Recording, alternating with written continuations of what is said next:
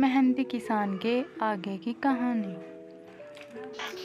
पार्वती रोज ही की तरह सभी कामों को कर और अपने दिन भर के कामों से निखराम होकर बिरजू के पास जाती है और कहती है, पिताजी उठ जाइए। और वह देखते हैं कि बिरजू कुछ भी नहीं बोलता। कुछ लोग बिरजू की शोक सभा में आते हैं और उनका धैर्य बढ़ाते हैं।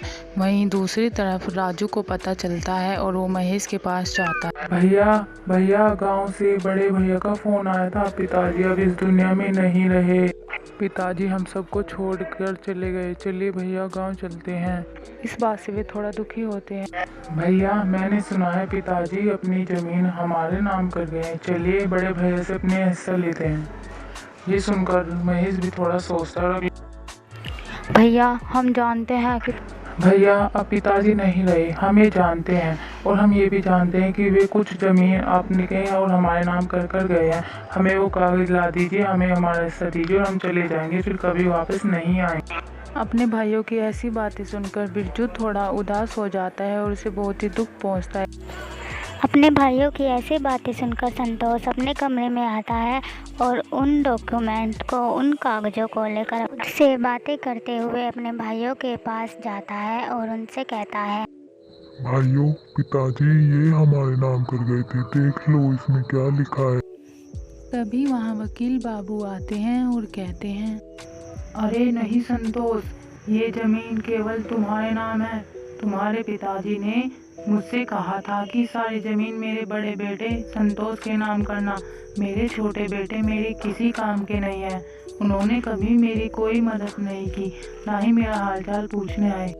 नहीं वकील चाचा, ऐसे कैसे पिताजी सारी जमीन भाई के नाम कर सकते हैं? हमारा भी हक बनता है।